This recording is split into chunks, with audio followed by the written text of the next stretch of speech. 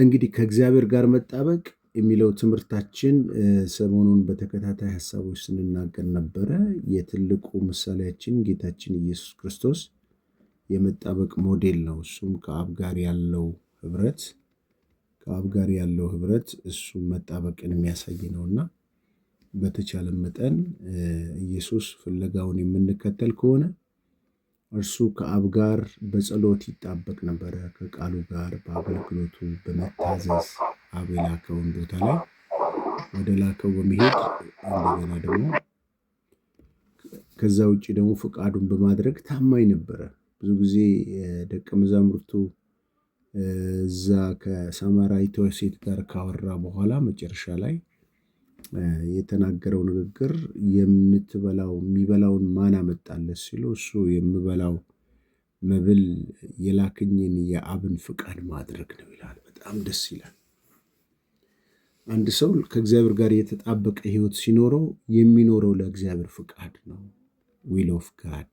ይሄ ዳዊት በገዛ ዘመኑ የእግዚአብሔርን ፍቃድ አገልግሎ አንቀላፋ እንዳለ ስንኖር ለጌታ ፍቃድና ፍቃድ ብቻ እንድንኖር ይሆናል ማለት ነው። ስለዚህ እኔና እናንተም ከእግዚአብሔር ጋር ለመጣበቅ ዛሬ ከእግዚአብሔር ጋር ለመጣበቅ ቁልፍ መፍትሄዎች ወይም ደግሞ ከኛ ሊሆኑ የሚገባ ተግባሮች አሉ። የመጣበቅ ዋናው መሰረቱ ከእግዚአብሔር ጋር ተጣብቀናል ብለን ስናበቃ እንዴት ነው የምንጣበቀው ስንል ግልጽ የሆነ ጌታ ኢየሱስ ክርስቶስ የሚያደርጉ ከኛ በፊት የነበሩ ቅዱሳን አባቶች የሚያደርጉት የመጣበቂያው ሲስተም ግልጽና ግልጽ የሆነው ምንድነው ብንል ይህንን እውነት ማድረግ ብቻ ነው የሚጠበቅብን። አንደኛው የመጀመሪያው የምንጣበቀው በምንድን ነው ብንል በጸሎት ነው። በጸሎት ነው የምንጣበቀው። ማንም ሰው ቢሆን እግዚአብሔርን እፈልጋለሁ ካለ እግዚአብሔርን እከተላለሁ ካለ የሚከተልበት መንገዱ ከእግዚአብሔር ጋር የሚገናኝበት መስመሩ ጸሎትና ጸሎት ብቻ ነው። ይሄ የጸሎት ህይወት የሌለው ማንነት በጸሎት ህይወት የሌለው ማንነት እግዚአብሔርን ማያውቀው እግዚአብሔርንም አላየውም ማለት ነው። እግዚአብሔር ከሰው ጋር የሚገናኝበት መስመሩ ጸሎት እንደሆነ መጽሐፍ ቅዱሳችን አብዝቶ ይናገራል። ለምን? በማቴዎስ ምዕራፍ 7 ላይ ሲናገር ጌታ ኢየሱስ ክርስቶስ ባስተማረው ትምህርት ውስጥ ማናችንም ብንሆን እግዚአብሔር ከኛ ጋር ያለው ህብረት የሚቀጥለው ስንጸልይ ብቻ ነው። ምን ብሏል? ለምኑ ይሰጣችኋል፣ ፈልጉ ታገኛላችሁ፣ መዝጊያ አንኳኩ ይከፈትላችኋል፣ የሚለምን ሁሉ ይቀበላል፣ የሚፈልግ ሁሉ ያገኛል፣ መዝጊያን ለሚያንኳኳ ይከፈትለታል። አያችሁ፣ ይሄ ፕሪንሲፕል እግዚአብሔር የሚጠቀምበት ፕሪንሲፕል። ማንም ብንሆን ከእግዚአብሔር ውጪ የሆነ ቢሮ ብንሄድ ጉዳያችንን ለማስፈጸም ወይም ደግሞ አንድ ፍርድ ቤት፣ አንድ ህግ ቦታ ወይም አንድ የጤና ባለሙያ ጋር ብንሄድ እኔና እናንተ ወደዛ ወደ ተባለው አካል ጋር ሄደን እስካልተገናኘን ድረስ እቤታችን ቁጭ እስካልን የሚሆንልን ነገር የለም። እግዚአብሔርም ለሚለምን ይቀበላል ነው የሚለው። ለምኑ ይሰጣችኋል። በሌላ ቋንቋ ፈልጉኝ ታገኙኛላችሁ ማለት ነው። ሰው ሲፈልግ ይገኝለታል፣ መዝጊያ ሲያንኳኳ ይከፈትለታል። ስለዚህ እግዚአብሔርን ከምናገኝባቸው መንገዶች አንዱ ከእርሱ ጋር የምንጣበቅበት መንገዱ አንዱ ጸሎት ነው። ጸሎት ከእግዚአብሔር ጋር አዘውትሮ ከልብ የመነጨ ውይይት ማድረግ ነው። ብዙ ጊዜ ጸሎት ማውራት የሚመስለው ሰው አለ። ወገኖች፣ ጸሎት እንትን አይደለም፣ የአንድ ሃይማኖታዊ ስርዓትን ማነብነብ አይደለም። ጸሎት በመንፈስ ቅዱስ መታገዝ ከእግዚአብሔር ጋር ዲያሎግ ነው፣ ወይም ደግሞ ማውራት ነው፣ መጨዋወት ነው። ልክ እናንተ ስላላችሁ ነው ቅድም ሰላም ስል ሰላም እንደምትሉኝ ሁሉ እንደዛ ሁሉ ጸሎትም በእግዚአብሔር ፊት ልባችንን አፍስሰን ከእግዚአብሔር ከአባታችን ጋር የምንገናኝበት መስመሮች ጸሎት ነው የሚባለው እንጂ ጸሎት ማለት አንዳንድ ሰው በጣም አይታችሁ ከሆነ እንደዚህ አይነት ጸሎት ከሚረብሸኝ የጸሎት ቦታዎች ምን አይነት ነው? ያለ ማቋረጥ አንድ ሰው ብቻ የሚያወራበት ጸሎት። ፕሮግራም ምራ ብላችሁ ስትሰጡት አጸልየነ እኔ ወንድም ብላችሁ ስትሰጡት ማጸለየውን ትቶ የሚጸልየው ምንድን ነው ማለት ነው? በቃ የሆነ ውስጡ ያለውን ሐሳብ ይናገርና ከዛ በኋላ ጨርሶ ይሄዳል። የሚገርመው ነገር ከጨረሰ በኋላ ምን አድርገ መጣ ብትሉት ጸልዬ መጣው ይላል። ጸልዬ መጣው ሳይሆን ማለት ያለበት አውርቼ መጣው፣ ተናግሬ መጣው ነው። ጸሎት ግን ከእግዚአብሔር ጋር ያለ ዲያሎግ ነው። ከእግዚአብሔር ጋር ያለ የምንገናኝበት መስመር ነው። እኛ ወደ እግዚአብሔር ስንጸልይ እግዚአብሔር ደግሞ የሚናገርበት እድል መስጠት ነው ጸሎት። ይሄ አንድ እንደ ምሳሌ የሚጠቀሰው ትልቁ አባታችን አብርሃም ነው። እግዚአብሔር በአብርሃም በዚህ በሶዶም ስላለው ጉዳይ ወይም ደግሞ ስለ ሎጥ በጸለየ ጊዜ እግዚአብሔርና አብርሃም የተነጋገሩበት የጸሎት ሲስተም በጣም ደስ ይላል። ምን ይላል? አብርሃምም እግዚአብሔር ይቅርታ አብርሃም ቀረበ አለም። አብርሃም በእግዚአብሔር ፊት ቆሙ። ምን ይላል? ሰዎች ከፊታቸው አቀኑ፣ ወደ ሶዶም ሄዱ። አብርሃም ግን በእግዚአብሔር ፊት ገና ቆሞ ነበር ይላል ዘፍጥረት 18:22። አብርሃምን በቀረበው ዓለም በውኑ ጻድቅን ከኃጢአተኛ ጋር ታጠፋለህ? ጠያቂው ማን ነው? አብርሃም። ማንን ነው የሚጠይቀው? እግዚአብሔርን። በምን? በጸሎት። አብርሃምም ጻድቃን በከተማ ውስጥ ቢገኙ 50 ጻድቃን በከተማ ውስጥ ቢገኙ በውኑ ሁሉን ታጠፋለህን? ከከተማይቱ በእርሷ ለሚገኙት 50 ጻድቃን አትምርምን? ጠያቂው ማን ነው? አብርሃም። ማንን ነው የሚጠይቀው? እግዚአብሔር። ይህ ካንተ ይራቅ፣ ጻድቁን ከኃጢአተኛው ጋር ትገድል ዘንድ፣ ጻድቁ እንደ ኃጢአተኛ ይሆን ዘንድ እንደዚህ ያለውን አድራጎት ካንተ ይራቅ። የምድር ሁሉ ፈራጅ በቅን ፍርድን አይፈርድምን? እግዚአብሔር ደግሞ መለሰለት። ልክ አብርሃም አውርቶ ሲያወራ ጸጥ ብሎ አዳመጠ እግዚአብሔር።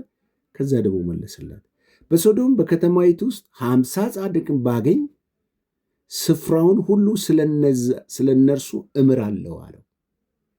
አብርሃምን አሁንም ቀጠለ፣ እኔ አፈር አመድ ስለሆንኩ ከጌታዬ ጋር እነጋገር ዘንድ አንድ ጊዜ ጀመርኩ። አያችሁ፣ ከጌታዬ ጋር የሚለው ከእግዚአብሔር ጋር ነው። ጸሎት ንግግር ነው ወንድሞቼ እህቶቼ። እግዚአብሔር ይናገራል፣ አብርሃም ይሰማል። አብርሃም ይናገራል፣ እግዚአብሔር ይሰማል። ዲያሎግ ነው። ይህን ካልገባን ጸሎት ይሰለቸናል። ጸሎት ሃይማኖታዊ ማነብነብ ይሆንብናል። እግዚአብሔርም እያለ አብርሃምም እያለ 40 በታገኝ አለው እምራለሁ አለው። እንደገና ደግሞ ቀጠለ፣ ከ40 በታች ወረደና 30 አለው። ቀጥሎ 20 አለው። ቀጥሎ አንድ ሰው ቢገኝ ሲል አንድ ሰው ቢገኝ ምን እላለሁ ካለ በኋላ ቁጥር 33 ላይ እግዚአብሔርም ከአብርሃም ጋር ንግግሩን በጨረሰ ጊዜ አብርሃም ወደ ስፍራው ተመለሰ። አያችሁ፣ ጸሎት ማለት ከአብርሃምና በእግዚአብሔር መካከል ያለ ንግግር እንዳየ ነው። በተለይ በአዲስ ኪዳን ያለን አማኞች በሙሉ እንዴት ነው ከእግዚአብሔር ጋር ኢንቲሜሲያችን ሊፈጠር የሚችለው ለምትሉኝ ጥያቄ ማንኛውም መንፈሳዊ ጸሎቶች፣ አዲስ ኪዳናዊ ጸሎቶች ወንድሞቼና እህቶቼ ሆይ ጸሎት በመንፈስ ቅዱስ ነው፣ በአይምሮ አይደለም። ይሄ በአይምሮ ማነብነብ አይደለም። በቃ የሆነ ውስጣችንን ያለውን አውርተን ተገላገልኩ በቃ እሺ ቻው ምንለው አይደለም ነው። ይኸው እናንተ ይሁዳ ቁጥር 20 ላይ እናንተ ግን ወዳጆቼ ሆይ ከሁሉ ይልቅ በተቀደሰ ሃይማኖት ሃይማኖታችሁ ራሳችሁን ለማነጽ እየተጋችሁ በመንፈስ ቅዱስ እየጸለያችሁ ነው። በመንፈስ ቅዱስ እየጸለያችሁ። ጸሎት በመንፈስ ቅዱስ የሆነ ጉዳይ ነው። መንፈስ ቅዱስ እንዴት ነው የምትጸለየው? ምንድን ነው የምታወራው ብትሉኝ፣ መጽሐፉ እኮ ተናግሯል። ሮሜ 8:26 ላይ በግልጽ እኮ እንደዚህ ሲል ተናግሯል። እንዲሁም ደግሞ መንፈስ ድካማችንን ያግዛል። ለመሰላችሁ በተንበረከካችሁ ጊዜ እንደዚህ ግራ ገብታችሁ አቅም ጸሎት አልቆባችሁ አቅም በቃ የምታውቀው ጌታ በደሌ ኃጢአቴን ይቅር በለኝ፣ አመሰግንሃለሁ። ሰይጣን ዲያብሎስ በኢየሱስ ስም ጌታ ይገስጽህ። ጌታ ቤተሰቦቼን ባርክ፣ አመሰግናለሁ። ስም ይባረክ። ስለ ሁሉ አመሰግናለሁ። ተባረክ። አለቀ። ቀጥሎ ምን ይባላል? ጸጥ። በቃ ጨረስኩ፣ ተነስቼ ልሂድ። አያችሁ፣ ውስጡ ያለውን የለመደውን ሃይማኖታዊ ማነብነቡን አነበነበ እንጂ ጆይን አላረገም። ከመንፈስ ቅዱስ ጋር ኮኔክት አላደረገም። ኮኔክት ሳያደርግ የሚፈስ ፍሰት አለ፣ ከሰማይ የሚመጣ ድምፅ አለ። ምን የሚል? እንዲሁም መንፈስ ድካማችን ያግዝ። እንዴት እንጸልይ እንደሚገባን አናውቅም ይላል። ተመልከቱ፣ አናቅም፣ እውነት ነው። ነገር ግን መንፈስ ራሱ በማይነገር መቃተት ይማልዳል።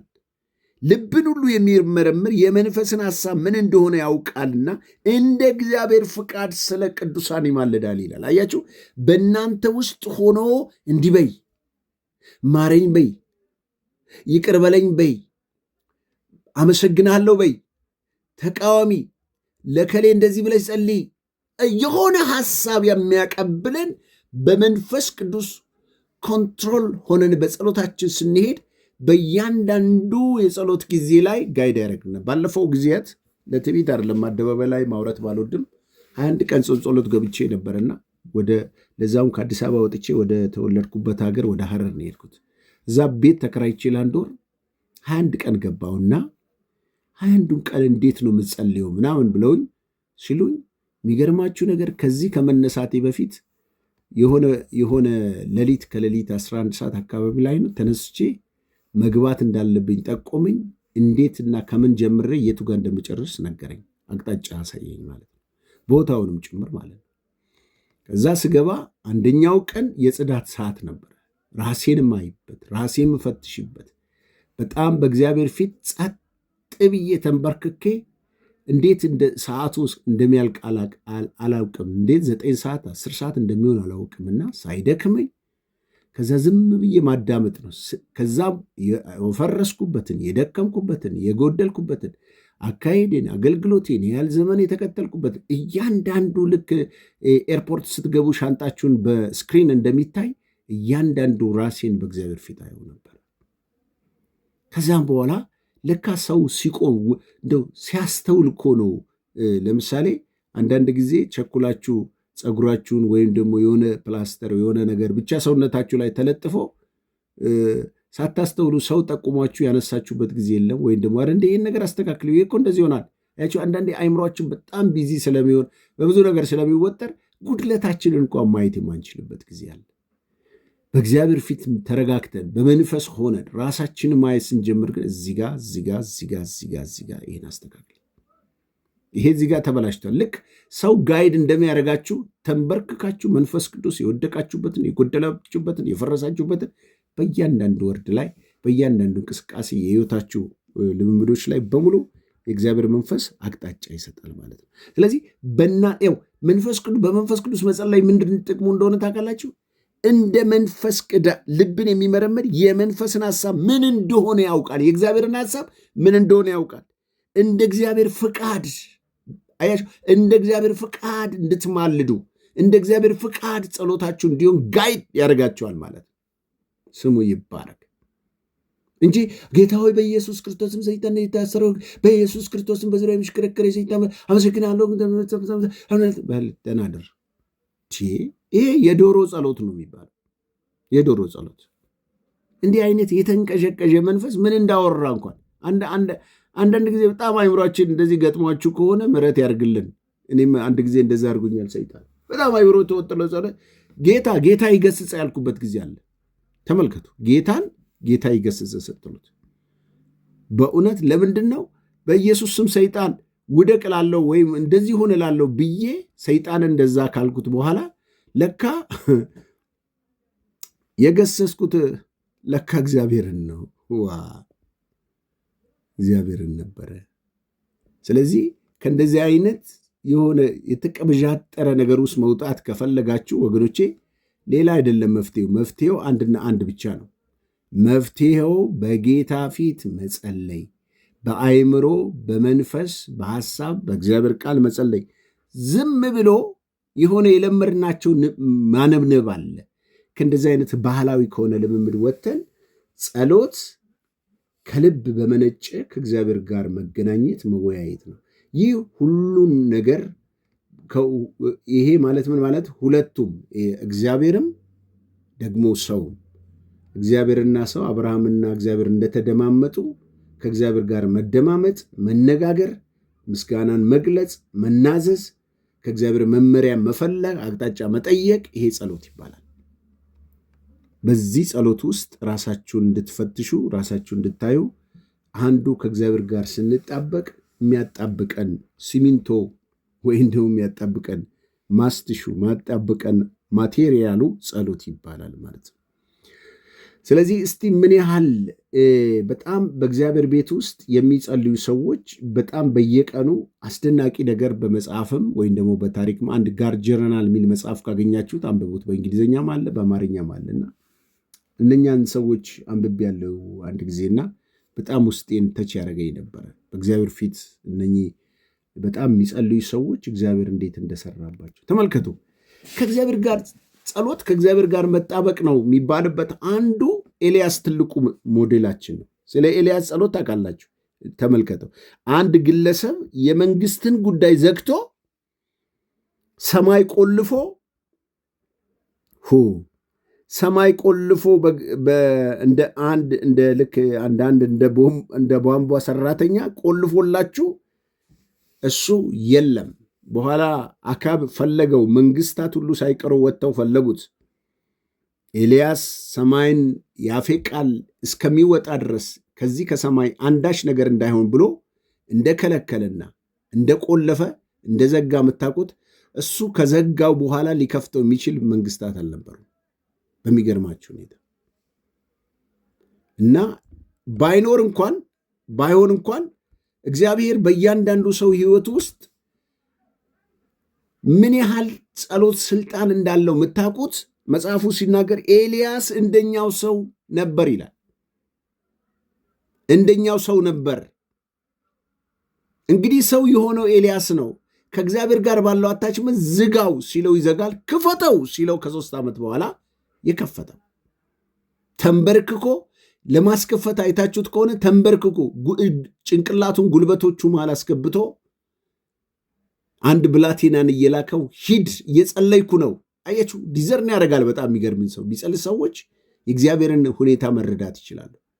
ልክ ሲያይ ብላቴናው ምን ታያለ ሲለው ምንም አላየውም። አሁንም ሂድ ወደ 6 የተመላለሰና በ7ኛው ሲመለስ የሰው እጅ የምታህል ደመና አያለው አለው። እግዚአብሔር ጸሎቴን ሰምቶታል፣ እግዚአብሔር ይመስገን ብሎ ተነስቶ አካብን ዝናቡ እንዳያስቆም ሩጥ አለው። እንግዲህ ይሄ ንጉሥ አንድ ግለሰብን አንድ የእግዚአብሔርን ባሪያ እንዲታዘዘው ያደረገው ትላንት ዘግቶት አሳይቶታል፣ ስልጣኑን አሳይቶታል።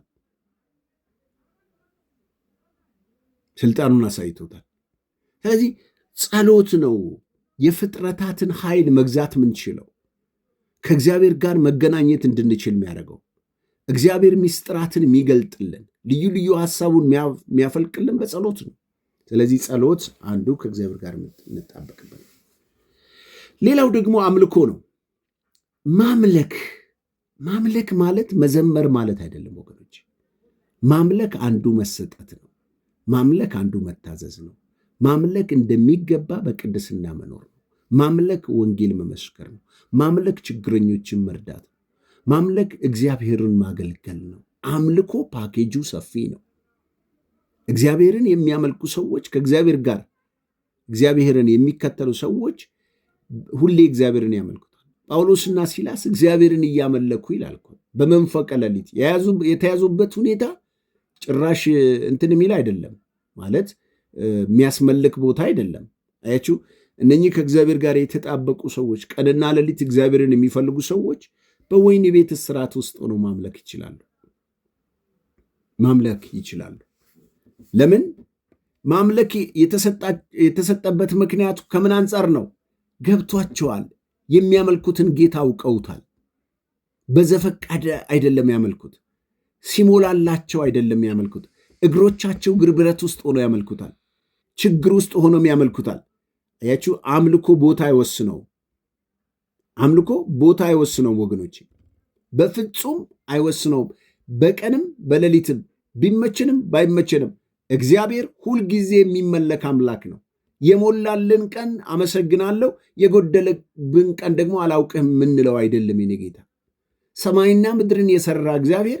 እኔ አንዳንድ ጊዜ በእውነት እግዚአብሔርን ማምለክ ለአንዳንድ ሰው የቤት ስራ የሚሆንበት አለ። እግዚአብሔርን ለማምለክ ሃይማኖትን ተገን ያደርጋል። እግዚአብሔርን ለማምለክ የሆነ ሁኔታን ነገር ያሳብባል። አምልኮ የትም ሃይማኖት ውስጥ ሆኖ እግዚአብሔርን ማክበር ነው። እግዚአብሔርን የበላይ አድርጎ ለእግዚአብሔር ራስን መስጠት ነው እንጂ ሃይማኖታዊ ስርዓት አይደለም። ህይወት ነው አምልኮ።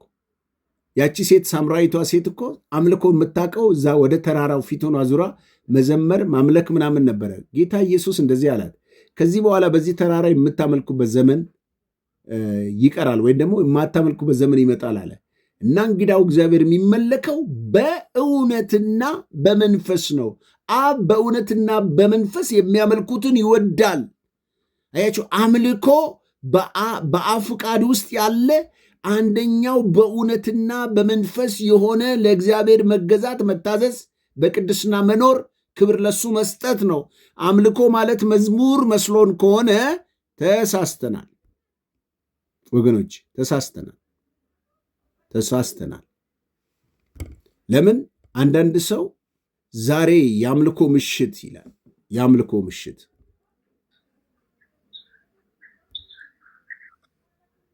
ምሽት ይላል። የአምልኮ ምሽት ብሎ ምን እንደሚያደርግ ታውቃላችሁ? ቃል አይሰበክም፣ መዝሙር እየቀጣጠሉ መዘመር ነው። እንደዚህ ብሎ ጨዋታ የለም። ለምን መሰላችሁ? እግዚአብሔር የሚመለከው በእንደዚህ አይነት መንገድ አይደለም። የሚመለከው በእውነት ነው። በእውነት ማለት እንደ እግዚአብሔር ቃል ነው። በንጹህ ልቦና ነው። በተቀደሰ ማንነት ነው። እግዚአብሔርን በመፍራት ነው። እነኛ በሰማይ የሚያመልኩት መላእክቶችና ጻድቃን ሰማዕታት፣ በሰማይ ያሉ ቅዱሳን አባቶችም ሲያመልኩት በራእየ ዮሐንስ ላይ እኮ ቀንና ሌሊት አክሊላቸውን በፊቱ እያኖሩ እየሰገዱለት ቅዱስ ቅዱስ ያለህና የነበርክ እያሉ የሚሰግዱለት የሚያመልኩት ወገኖቼ የሚንቀጠቀጡለት አሁን ሰግደው በግንባራቸው ተደፍተው ቀና ሲሉ አሁንም ቅዱስ የተከበረ የተፈራ አምላክ ነው። አሁንም ተመልሰው በግንባራቸው ይደፋሉ። አያችሁ፣ በማያቋርጥ በማይታክቱት ክብር ውስጥ ሆኖ እግዚአብሔርን እያሰቡ ለእግዚአብሔር የሚገባውን ክብር መስጠት ነው አምልኮ። ሌላ ችግረኞችን መርዳት ነው፣ ወላጅ የሌላቸው መርዳት። ይህ አምልኮ ይላል ያዕቆብ ምዕራፍ 1:27 ላይ በእግዚአብሔር አብ ዘንድ ንጹሕ ነው ይለዋል። ንጹሕ አምልኮ የተቸገሩትን መርዳት፣ የተራቡትን ማብላት። ጌታ ይስጥ። አንዳንድ ጊዜ እነኚህ እኔ ቢጤዎች ስለ እግዚአብሔር ሲላቸው እግዚአብሔር ይስጥ ሲሉት አንተ ካልሰጠኝ እሱ ወርዶ ይሰጠኛል ወይ ይላሉ። ትክክል ናቸው። በምድር ላይ ብዙ ድሆችና ችግረኞች ሊኖሩ ይችላሉ። ነገር ግን እኔና እናንተ የዕለት ተግባራችንን መፈጸም፣ በተለይ በዚህ በፕሮቴስታንቱ ክፍል ላይ ያለው ደካማ ጎናችን ምንድን ነው? ለችግረኞች መርዳት ጽድቅ መስሎ አይታየንም። እኛ በክርስቶስ አምነንም ብንጸድቅ ከጽድቅ በኋላ ግን ስራ አለ። እሱን ልናደርገው የሚገባን ኃላፊነት አለ። አሁን ከእግዚአብሔር ጋር ስለመጣበቅ ሳስተምራችሁ አንደኛው ጸሎት ነው አልኩኝ። ሁለተኛው አምልኮ። ይሄ እኮ እንድታደርጉት ለእናንተ የተሰጠ ነው። እግዚአብሔርን የሚያመልኩ ሰዎች በሕይወታቸው ስኬታማ ይሆናሉ። አንደኛው አንተ እግዚአብሔርን ታመልካለህ ይላል፣ እርሱ እህልና ውሃን ይባርካል። አምልኮ ውስጥ መባረክ አለ። ዛሬ የተቀበልነው ደሞዝ፣ የያዝነው ብሮች፣ የያዝነው ፋይናንስ አልበቃ ያለን ስለማናመልክ ነው። በሽታን ከመካከሌ ያርቃል ይላል። አያችሁ፣ በአምልኮ ውስጥ በሽታ ይመታል። የዕድሜን ቁጥር እጨምራለሁ ይላል። አያችሁ፣ ዕድሜን የሚያሳጥረውን ነገር በአምልኮ ይባረራል። በምድር ላይ የምትጨነግፍ አትሆንም ይላል። ትሰራለህ፣ ታገባለህ፣ ትወልዳለህ፣ የሆነ ነገር ታደርጋለህ። ፍሬያማ መሆን ካቃተህ ይህን አይነት ጭንገፋን እግዚአብሔር ያነሳል። አያችሁ፣ በአምልኮ ውስጥ ሌላው ጠላቶችን ከፊት ለፊት ያሳድዳል ይላል። አምልኮ ጠላት ሊያገኝ አይችልም። ኢዮብን ታስታውሳላችሁ። እኔ ስዞር መጣው ሲል ባሪያዬን አየ አላየሁትም። ለምን አንተ ከለለተ? እንዴት ነው የከለለው? እሱ እግዚአብሔርን ያመልካላ። በሚያልክ ቤተሰብ ላይ ሰይጣን ምንም ትእዛዝ ምንም ከእግዚአብሔር ጋር ከሚያመልኩ ሰዎች ጋር ጉዳይ የለውም ማለት ነው። ሌላው ከእግዚአብሔር ጋር የምንጣበቀው የእግዚአብሔርን ቃል በማጥናት ነው። ወንድሞች እህቶች፣ ቃሉን ጊዜ ስጡት። እኔ ሰሞኑን እኛ ቸርች ላይ ገላትያና ሮሜ የሚል መጽሐፍ ጀምሬያለሁ እና ስጀምር የመጀመሪያው ቀን ላይ ቴሌግራም ላይ ቃሉን ስማ የሚል ቴሌግራም አለኝ። እዛ ላይ መስማት ትችላላችሁ። በኦዲዮ በቴሌግራም ስላለ የገላትያና የሮሜ መጽሐፍ መግቢያ አዛለና ቸርች ማስተምረውን እዛ ታገኛላችሁ። በጣም ይጠቅማቸዋል። እዛ ላይ ስጀምር ያልኩት ምንድን ነው? የቃሉን አስፈላጊነት። እግዚአብሔር ቃል መማር ያለብን ጳውሎስ ለጢሞቴዎስ ሲመክረው ማናችንም አገልጋይ በሉ ተገልጋይ በሉ የእግዚአብሔርን ቃል ለማንበብ ለማጥናት ጊዜ ከለል በጣም ምስኪኖች ነን። መጽሐፉ ምንድን ነው የሚለው? አንተ ግን በተማርከውና በተረዳው ነገር ጸንተህ ኑር፣ ከማን እንደተማርክ ታውቃለህ ይለውና ከሕፃንነት ጀምሮ ክርስቶስ ኢየሱስን በማመን መዳን የሚገኝበትን ጥበብ ሊሰጡ የሚችሉ ቅዱሳን መጽሐፍትን አውቀሃል። አያችሁ፣ ይሄ ቅዱሳን መጽሐፍት ሁለት ጥቅም አላቸው። አንደኛ መዳን የሚሰጠው በአንደኛ ጴጥሮስ ምዕራፍ 2 ቁጥር 2 ላይ ምንድን ነው የሚለው? በእርሱ እንድትድኑ በእርሱም እንድታድጉ አሁን እንደተወለደ ልጅ የቃሉን ወተት ተመኙ ይላል። ለመዳንም ለማደግም ጥቅም የነበረን የቃሉ ወተት ነው። እዚህ ጋር የሚለው ምንድን ነው? ድነትን ሊሰጥ የሚችልና ጥበብን ሊሰጥ የሚችለው የእግዚአብሔር መንፈስ ያለበት ቅዱሳት መጽሐፍቶች ናቸው። 66ቱ መጽሐፍ ቅዱስ በመንፈስ ቅዱስ የተጻፈ። ይህም መጽሐፍ ቅዱስ እንደዚህ ቁጭ ብላችሁ እዚህ ቃሉን ስማ፣ ትልቁ 80%ቱ የእግዚአብሔር ቃል ነው ማስተምረው ነኝ። ከዛ 20% ጸልያለሁ፣ ጠይቃለሁ። ምንድነው ይሄ መጽሐፍ ቅዱስ ማንበብና መማር ጥቅሙ? የእግዚአብሔርን ሰው ፍጹም የሚያደርገው ለበጎ ስራ የሚያዘጋጀው የእግዚአብሔር መንፈስ ያለበት ለትምህርት ይጠቅማል፣ ለተግሳጽ ይጠቅማል፣ ልብን ለማቅናት ይጠቅማል፣ በጽድቅ ላለው ምክር ደግሞ ይጠቅማል።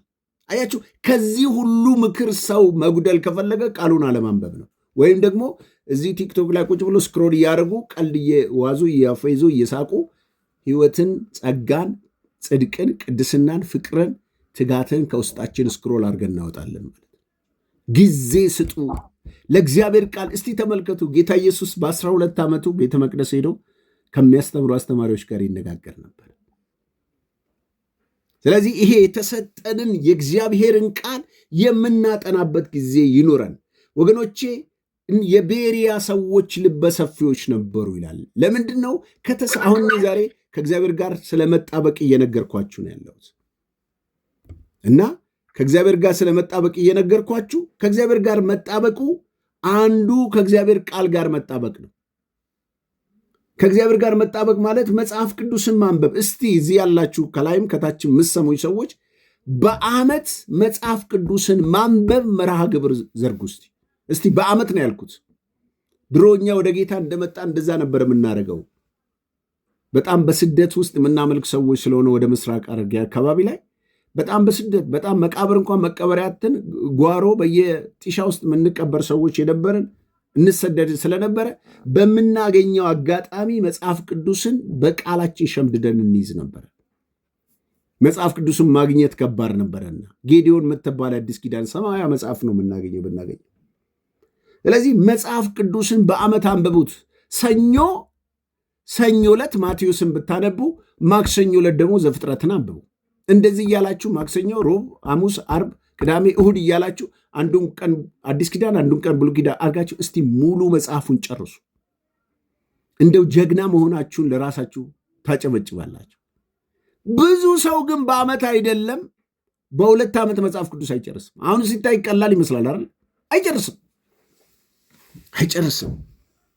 ስለዚህ መጽሐፍ ቅዱስን ያለ አስተማሪ በሚገባችሁ በአዲስ ትርጉም አፕሊኬሽን ላይ ደግሞ ይሄ ፕሌይ ስቶር ካላችሁም እንደገና ደግሞ አፕልም ካላችሁ ሁለቱም ላይ መጽሐፍቶች አሉ በቀላል አማርኛ የተጻፉ። ፕሌይ ስቶር ላይ ሕያው ቃል የምትባል ትንሽ አለች። መደበኛ ትርጉም ይባላል፣ ቅዱሱ ቃል የሚል አለ። እያንዳንዱ ትርጉሞችን ያዛል። አፕል ከያዛችሁ ደግሞ ባይብል ተብሎ ባይብል ብሎ አንድ በእንግሊዝኛ የተጻፈ ቀይ ቡኒ ከለር ያለ ውስጡ ስትገቡ ላንጉዌጅ ስትመርጡለት አዲሱን ትርጉሙ ያመጣል፣ የሰማንያ አህዱን ያመጣል፣ ልዩ ልዩ እንደገና አማርኛ ያመጣል፣ አምፕሊፋየር ያመጣል፣ ኤንአይቪ ያመጣል፣ ኪንግ ጄምስ ያመጣል። ሁሉን በዓለም ላይ ያሉትን ቋንቋዎችን ጭምር ያመጣል ማለት ነው። ስለዚህ የእግዚአብሔር ቃል አፕሊኬሽኑ ራሱ እጃችን ላይ ያለው ሞባይል እንኳን አንብቡኝ የሚል ነው ማለት ነው። እንደገና ደግሞ በፈለጋችሁበት ማብራሪያ አለ። ጎግል ላይ ገብታችሁ ወይም ደግሞ የፈለጋችሁትን ነገር ብትፈልጉ ብትጽፉ ማስረጃ የሚሆናችሁ ወይም ደግሞ እኔ አንድ ቻናል አለኝ መጽሐፍቶችና መጽሔቶች መጽሐፍቶችና ማቴሪያሎች ምለቅበት ዊ ቻናል ኢትዮጵያ የሚላለኝ እዛ ላይ መጽሐፍቶች ለመንፈሳዊ ነገር የሚጠቅሙ መጽሐፍቶች ለሰዎች ለቴዎሎጂ ተማሪዎች ለአገልጋዮች ለሚፈልጉ ሰዎች ያንን ስቶር ነው። ከዛ ገብቶ ሰው በቀላሉ እንዲያነብ ያዘጋጀሁት ቻናል ነው። ስለዚህ እዛ ገብታችሁ ታገኛላችሁ የምትፈልጉትን ማቴሪያል። ስለዚህ የእግዚአብሔርን ቃል ማንበብ፣ ማሰላሰል፣ አማኞች ጋር መነጋገር፣ እንደገና በግል ማጥናት፣ በጋራ ማጥናት፣ በቤተ ክርስቲያን መማር፣ በእንደዚህ አይነት መንገድ ቁጭ ብሎ መማርን ከእግዚአብሔር ጋር የመጣበቅ መንገዱ ነው። የመጨረሻ ከእግዚአብሔር ጋር መጣበቅ ሌላው መንገዱ ምንድን ነው? መታዘዝ ነው። መታዘዝ ነው። እግዚአብሔር ልጅ ኢየሱስ ክርስቶስ ብትወዱኝ ምን በሉ ትእዛዜን ጠብቁ ብሏል። ጌታ ኢየሱስ ክርስቶስ ከሚገርመኝ ነገር የሚወደኝ ቢኖር አባቴ ይወደዋል። ኮፒሊክ ምናምን አድርጉልኝ ስትሪክ ምናምን እያለ እየጻፍብኝ ነው። እና አባቴ ይወደዋል እኔም እወደዋለሁ፣ እኔና አባቴ በሱ ዘንድ መኖሪያ እናደርጋለን። አያችሁ፣ እግዚአብሔር የሚታዘዙትን ይወዳል። ከሱ ጋር ሊኖሩ ከሱ ጋር የሆነ ነገር እግዚአብሔር አምላክ ሊካፈሉ የሚችሉበትን ነገሮች ያዘጋጅልናል። ስንታዘዘው ወደ በረከቱ ስንታዘዘው ከእግዚአብሔር ጋር ያለን ኃይል ባርኮት ይጨምራል። እሺ ቶሎ ልናገርና ልጨርስ። ይህን ትምህርት መጨረስ ስላለብኝ የሚቀጥለው ሳምንት አዲስ ትምህርት ነው የምጀምርላችሁ። ከእግዚአብሔር ጋር እንዳትጣበቁ እንቅፋቶች ምንድን ናቸው? እስቲ ራሳችሁን ፈትሹት፣ ራሳችሁን እዩት። ከእግዚአብሔር ጋር ስትኖሩ እንቅፋት የሚሆንባችሁ ነገር ምንድን ነው? የመጀመሪያው እንቅፋት ከእግዚአብሔር ጋር ያላችሁን ኮኔክሽን፣ ልክ አሁን የኔትወርክ ኢንተርኔት ቢወጣ እኔና እናንተ መገናኘት እንደማንችል እግዚአብሔርና እኛን የሚያቆራረጠን ትልቁ በሽታ ኃጢአት ይባላል። ኃጢአት ከሰው ጋር ከእግዚአብሔር ጋር ከትዳራችን ጋር ከማህበረሰብ ጋር ከስራችን ጋር ከሁሉም ጋር እንድንገናኝ የማይፈቅድ በሽታ ነው ኃጢአት። ያለንን ትዳራችንን የሚያፈርስብን ነው ኃጢአት። ያለንን ወንድማማችነት ቤተሰባዊነት የሚያበላሽብን ነው ኃጢአት። አዳምና እግዚአብሔርን ከኤደን ገነት አስወጥቶ አዳምና እግዚአብሔር የለየ ነው ኃጢአት። ሰይጣን የሚጠቀምበት መሳሪያ ነው ኃጢአት። ኃጢአት እንዴት ነው ሰው ኃጢአት የሚሰራው? በማስተዋልም ባለማስተዋልም በድፍረትም ይሰራዋል። በማስተዋል ባለማስተዋል በድፍረት በድፍረት አውቆ ፕሮግራም ይዞ የሚያደርገው ነው። ባለማስተዋል ማለት ደግሞ ባለማስተዋል ኃጢአት ለምሳሌ ወይ ተናዶ ሊሆን ይችላል፣ ወይም ስሜታዊ ሆኖ ሊሆን ይችላል፣ ወይም ደግሞ ሳያስበው ሊሆን ይችላል። የሚያሰራቸው ኃጢአቶች ናቸው። በድፍረት ማለት ደግሞ በቃ እግዚአብሔርንም በመዳፈር እያወቀ የሚያደርገው ማለት ነው። ስለዚህ ለእነኚህ መድኃኒቱ ማርከሻው ለኃጢአት መናዘዝ ነው። በአንደኛ ዮሐንስ ምዕራፍ 1 ቁጥር 7 ላይ የኢየሱስ ክርስቶስ ደም ከኃጢአት ያነጻል ይላል። ኃጢአታችሁን ብትናዘዙ ከአመፃችሁ ሊያነጻችሁ የታመነ ጻድቅ ነው ይላል። ለዚህ ለኃጢአት ማርከሻ መድኃኒቱ አንደኛ የኢየሱስ ደም ነው። እንዴት ይመጣል የኢየሱስ ደም? ስንናዘዝ። ሰውን በድለን ከሆነ ሰውን ይቅር ማለት፣ ቤተሰብን በድለን ከሆነ ቤተሰብን፣ እግዚአብሔርን በድለን ከሆነ እግዚአብሔርን ይቅር በለኝ ማለት። እግዚአብሔር ለተናዘዛችሁበት ይቅር በለኝ ላላችሁት ነገር ደግሞ አያስብባችሁም።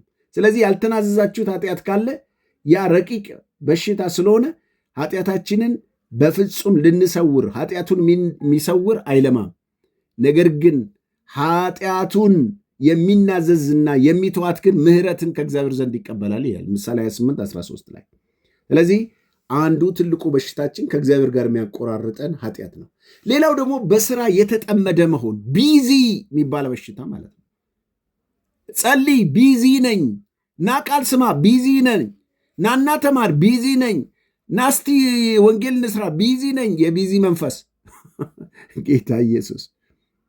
መስራት ጥሩ ነው። እያንዳንዱ ሰው በገዛ እጁ እየደከመ እየሰራ ይብላ ይላል። ግን ቢዚነት ከመስራት ያለፈ ነው።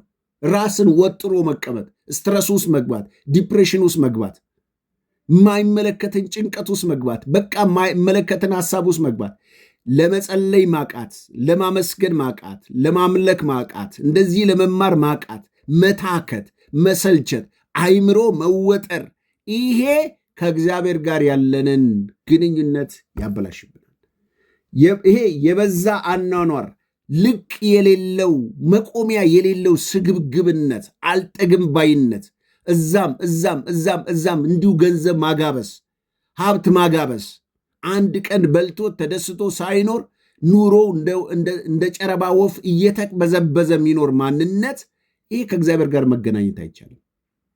አንድ ጊዜ ድሮ ጾም ጸሎት ስንገባ አንድ ነጋዴ እዛ እኔ ያለሁበት አካባቢ ኮንትሮባንድ ከጅጅጋ የሶማሌ ቦርደር ላይ አካባቢ ላይ ስለሆነ እና ልጁ በጌታ ቤት በጣም ጎበዝ ልጅ ነውና አንድ ቀን ስራ ልፍጠርለት ብሎ አንድ ወንድማችን አሁን አሜሪካን ገብቷል ገንዘብ ይሰጠውና ኮንትሮባንድ ይሰራል። እዛ አካባቢ ዕቃ ያመጣና ያስረክባል ለነሱ ማለት ነው። ኮንትሮባንድ ማለት ዕቃውን አምጥቶ ያስረክባል። ለካ ዕቃ ሲያመጣ ሁልጊዜ ያን ጊዜ ማህሙድ አህመድ ሰላም የሚል ዘፈን ዘፍኖ ነበር አውጥቶ ነበረ ማለት ነው። እና አውቶቡሱም ሙሉ ከዛ ከአርቲሼክ ጀምሮ ባቢሌ የሚባል ሀረር የሚባል ከተማ ላይ እስከሚደርስ ያንን ዘፈን እየጠጣ ነው የመጣው። ከዛ ድንገት ሲመጣ እኛ ተንበርክከን ሱቁ ዘግተን ልክ ወደ 1 ሰዓት አካባቢ ላይ ሱቁ ውስጥ ነው እንጸልየውና ለመጸለያም ችግር ስለነበረ ተሰብስበን እየጸለይን መሃላችን መጥቶ ይመጣል ማለት ነው። ከዛ ተንበርክከን እየጸለይን ሳለ አጠገባችን ሰላም ለሀገራችን፣ ከዛ ነካ ያርገውት እንዴ አንተ እየዘፈንክ እኮ ነው እንዴ ዘፈንኩ እንዴ እና ሰይጣን ያጎርሰንና በጸሎታችን መሃል ኃይሌ ገብረስላሴ እንላለን ማለት ነው። በቃ የዋጥነውን የበላነውን ነው የምንመስለው። ስለዚህ አይምሯችን በጣም ሲወጠር የምናደርገውን አንዳንድ ጊዜ ወይም ሙዚቃ ተከፍቶ እግራችሁ ሲደንስ ታዩታላችሁ፣ ወይ እጃችሁ ወይም አብራችሁ ትላላችሁ። የለማ አይምሯችን በብዙ ነገር ተወጥሯል። የሚያደርገውን አያስተውልም። እንደነኛ አይነት ሰዎች ራስን ጸጥ ያለ ቦታ ላይ ያለመኖር ወይም ደግሞ ራስን ያለማረጋጋት በሕይወታችን ላይ ከእግዚአብሔር ጋር ለመጣበቅ ይቀንሳል። የመጨረሻ ጥርጣሬና መዘናጋት። ጥርጣሬ አሁን እስቲ ልጸልይልህ፣ ጥርጣሬ፣ እስቲ ላስተምርህ፣ ጥርጣሬ፣ እስቲ ላገልግልህ፣ ጥርጣሬ። አንተ ማንነህ? የት ነህ? ጥሩ ነው መጠየቅ። ጌታ ይባርካችሁ።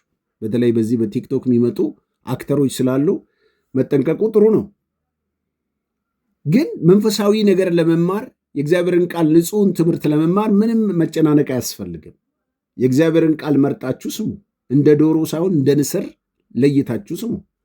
ሌላው መንፈሳዊ ነገር መዘናጋት፣ ጸሎትን መዘናጋት፣ ትምህርትን መዘናጋት፣ ቸርችን መዘናጋት፣ ጽድቅን ማድረግ መዘናጋት፣ ወንጌል መስራትን መዘናጋት፣ መርሳት፣ ረሳሁት ማለት ሳታውቁ ከእግዚአብሔር ጋር ያላችሁ ንብረት እንዲበላሽ ያደርጋል። ስለዚህ ከዚህ ሁሉ መፍትሄው ምንድን ነው? ይህንን ጸጥ ያለውን ከዚህ እንቅፋት ከሆነብን ለመውጣት መፍትሄዎቹን ብቻ ላንብብላችሁና ልጨርስ። መፍትሄው ከእግዚአብሔር ጋር የጠበቀ ህይወት ለማዳበር አንደኛ ጊዜ መድቡ። ዛሬ እስቲ ቢያንስ እዚህ እንኳን ላይ ያላችሁ ሰዎች እታችም ያላችሁ ነቲጅም እየሰማችሁኝ ነው። ጊዜ መድቡ። እስቲ በሳምንት 1 ቀን ጾም ጸሎት፣ በሳምንት 1 ቀን ባይብል ስተዲ። እኔ ቤተሰቡ ውስጥ ባለፈው ነግሬያቸዋለሁ። በሳምንት 1 ጊዜ 1 ሳምንት ባይብል ስተዲ፣ 1 ሳምንት ጸሎት ጊዜ አለን። በዛው ማክሰኞ ነው ፕሮግራማችን። 2 ሰዓት ጀምሮ እስከ 3 ሰዓት ተኩል አለ። 1 ሳምንት ባይብል ስተዲ፣ 1ኛ ጴጥሮስን አሁን ምዕራፍ 3 ደርሰናል። 1 ሳምንት ደግሞ የጸሎትና የቃል ጊዜ ነው። መድቡ። እንደዚህ የምትጸልዩበት ሁሉ ውስጥ መግባት አይደለም። ፕሮግራማችሁ ራሱ ውስን ይሁን። ቲክቶክም ስትካፈሉ የት መካፈል አለባችሁ? በምን ጊዜ መካፈል አለባችሁ? ጊዜ መድቡ። ለጸሎት ጊዜ መድቡ። ለጾም ጸሎት ጊዜ መድቡ። ቃሉ የምታጠኑበት የምትማሩበት ጊዜ መድቡ። መፍትሄው ነው። ዛሬ ትንሽ ያቆየዋችሁ ማጠናቀቅ ስላለብኝ ነው። ለጸሎት ቃሉን ለማንበብ ለማጥናት፣ ወንጌል ለመመስከር፣ ሰዎችን ለመጎብኘት፣ የተቸገሩትን ለመርዳት ጊዜ መድቡ። አንዱ እሱ ነው። ሌላ መፍትሄ ከእግዚአብሔር ጋር የጠበቀ ግንኙነት እንዲኖራችሁ ከእናንተ የምትወስዱት የተቀደሰ ቦታ ምረጡ። ሰማችሁ? የተቀደሰ ቦታ። እስቲ ጸጥ ያለ አንዳንዴ የምድረ በዳውን አህያ አርነት ማን ነው ያወጣው ይላል። አይገርማችሁ? አህያውን አርነት ማን ያወጣው ብትሉ ያ የምድረ በዳው አህያ የገዢውን ድምፅ አይሰማም ይላል። የከተማውን ሁካታ ዘብጦታል ይላል። ኢዮብ 39 ላይ ሄዳችሁ አንብቡት ከአንድ ጀምራችሁ። ሁካታ ከተማ ውስጥ ያለ ጫጫታ አይሰማም። ይሄ ዜብራ፣ ይሄ የሜዳ አህያ የሚባለው ማለት ነው። የምታገኙት እናንተ በካሜራ ነው የምትፈልጉት፣ ለፎቶ ነው የምትፈልጉት። ከሰል አትጭኑበትም፣ አመድ አትጭኑበትም፣ አለም ይጫንበት። እየደበደበ ገዢው ወገቡን እየመታ ዕቃ ማሸክሞት የሚነዳው አህያ አለ። ስለዚህ ባጭሩ እባካችሁ የተቀደሰ ቦታ ምረጡ። እኔ እኮ ቅድም ጾም ጸሎት ገባው ስል በየዓመቱ ደብረ ዘይት ነበር የምገባው። አሁን ግን ደብረ ዘይትም የሆነ ነገር እንደቀረበ ርቄ የሄድኩበት ጸጥ፣ በቃ የሚጮህብኝ የለ፣ ቸርች ምን የሚል የለ፣ ስልኬንም ድርግም አድርጌ ያጠፋለሁ፣ ፓስተር ጸልይልኝ የለ። እኔ ራሴ መጀመሪያ ልፈተሽ እንጂ እኔ ራሴ እንዴ መጀመሪያ ዝንጀሮዋ እኮ እንዳለችውን ለመቀመጫ እንዳለችው እኔ ስኖር አይደል ማገለግለው። ከጊዜ ውጭ የተቀደሰ ቦታ ምረጡ። ሌላው ደግሞ ጸጥታን ተለማመዱ። ውስጥ ዝም ማለትን አንዳንዴ መዝሙሩንም ስልኩንም ምኑንም አጥፉትና ለእግዚአብሔር እስቲ እግዚአብሔር ምን ትላለህ በሉት። ጸጥ በሉ እስቲ ጸጥ። ውይ ጸጥታ እንዴት ደስ ይላል። ሌላው እንደገና ደግሞ በሕይወታችሁ ውስጥ ከሰው ጋር ባላችሁ ግንኙነት የተጋጫችሁበትን የተበላሸ ከጎረቤት፣ ከሰራተኛ፣ ከቢሮ፣ ከቸርቹ ጋር ተተራምሳችሁ ከሆነ እርቅን ፍጠሩ፣ ሰላምን ፍጠሩ። ዕዳ አይኑርባችሁ ለጸሎታችሁ እንቅፋት የሚሆነው እግዚአብሔርን እነኝን በማድረጋችሁ የተነሳ አይምሮ የሚያልፍ ሰላም በአይምሯችሁ ላይ ይመጣል። እናንተን ከሚጎዷችሁ ነገር እግዚአብሔር ይጠብቃችኋል። ዕለት ዕለት እምነታችሁ፣ ጸጋችሁ ይጨምራል። በሕይወታችሁ ፍሬያማ ትሆናላችሁ። ፍሬ ማፍራት ማለት ምን ማለት ነው? ፍሬ ማፍራት መቻል ትጀምራላችሁ። የጸሎት ፍሬ ታፈራላችሁ። እግዚአብሔርን ታስከብራላችሁ። በመንፈሳዊ ሕይወታችሁ በፍቅር ትኖራላችሁ። ጌታን በመታዘዝ ትኖራላችሁ። ደስተኛ ሕይወት መኖር ትችላላችሁ። ከእግዚአብሔር ጋር በእንደዚህ አይነት መንገድ እንድትጣበቁ ጌታ ጸጋውን ያብዛላችሁ። ዛሬ ረጅም ጊዜ ነው የወሰድኩት፣ ጨርሻለሁ። ጌታ ኢየሱስ ይባረክ። ከእግዚአብሔር ጋር መጣበቅ የሚለው ትምህርት ይህን ይመስላል። እንግዲህ ባጭሩ ከእግዚአብሔር ጋር መጣበቅ ማለት ትርጉሙን ላንብብላችሁና ልጨርስ። ከእግዚአብሔር ጋር መጣበቅ ባጭሩ እስከዛሬ ድረስ የተማራችሁት ከእግዚአብሔር ጋር መጣበቅ የሚያመለክተው መተማመንን፣ በፍቅር ከእግዚአብሔር ጋር በመግባባት ከእግዚአብሔር ጋር በመተዋወቅ ከእግዚአብሔር ጋር የቅርብ የግል ግንኙነት፣ ከእግዚአብሔር ጋር የጠለቀ ግንኙነት፣ የበሰለ ግንኙነት፣ ሕይወትን ለእግዚአብሔር በመስጠት የተሞላ ግንኙነት መፍጠር ነው። እግዚአብሔር ጋር እንዴት ነው የምንጣበቀው ስንል በጸሎት፣ በአምልኮ፣ ቅዱሳንን ቃል በማጥናት ፍቃዱን በማድረግ ከሰዎች ጋር በመልካም በመኖር እግዚአብሔርን በሚያስከብረው ኑሮ በመመላለስ ከእግዚአብሔር ጋር መጣበቅ ይቻላል። ከእግዚአብሔር ጋር መጣበቅ የሚለው ትምህርት ከቃሉ ስማ የሰማችሁት መልእክት ይህን ይመስላል። ጌታ ኢየሱስ ብርክ ያርጋችሁ።